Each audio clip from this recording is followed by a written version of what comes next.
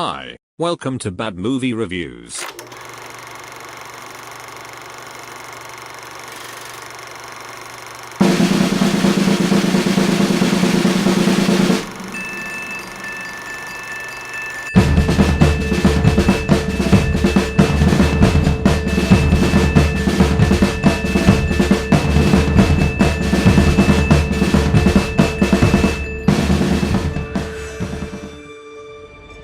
I was born by the special will of heaven to restore the lost age of chivalry. There are numerous nods to the finer details of Miguel de Cervantes' 17th-century literary work throughout, updated for a more cynical modern age where pessimism has displaced wonderment. Unfortunately, seeing this story through an incredulous postmodern lens is what proves to be the film's downfall. Instead of being an ode to dreamers and optimists, Gilliam's latest has a mean-spirited undercurrent that proves hard for the film to shake off. The character has, throughout all previous iterations, suffered from delusions due to a reluctance to see the world as it actually is.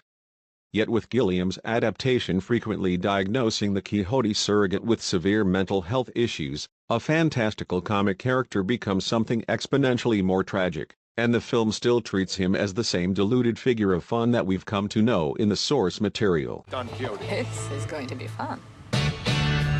Elsewhere, Gilliam has attempted to find manners in which to update more fanciful sections of prose from Miguel de Cervantes' work, namely paying lip service to his wondrous portrayals of Islamic culture.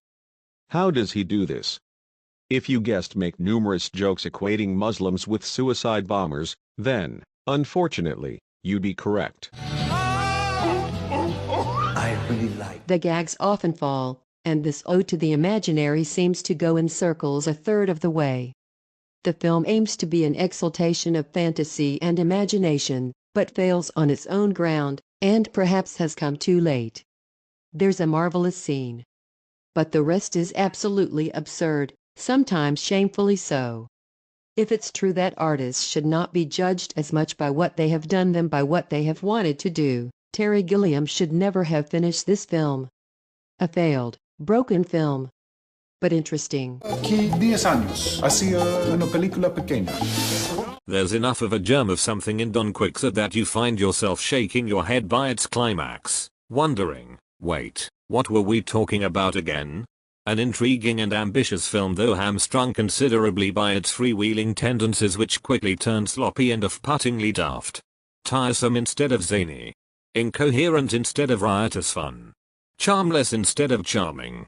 What might have been a career-encompassing statement from the 77-year-old Gilliam about his approach to life and movie making is tired, compromised and rather cheap-looking. You think you can hide from me? We shall have such great adventures together. Strangely for such a labor of love, is that it's missing a bit of soul.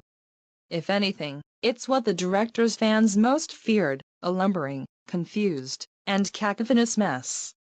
Rarely have such brave deeds yielded so meager a reward. A peasant like you cannot read. I will sound the words, and you can look at the pictures. Now he actually believes he's Don Quixote. This is going to be fun. He's a saint. He's insane. I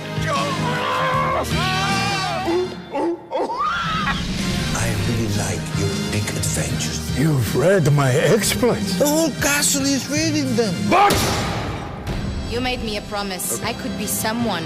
You could be someone. A star. I'm not Sancho, and you're not Don Quixote. You are fucking gone! Try to keep up with the plot. There's a plot? He needs constant entertainment. I command you to release my squirrel. This has nothing to do with me. Why does everything always have to be about you, Sancho? Me, me, me,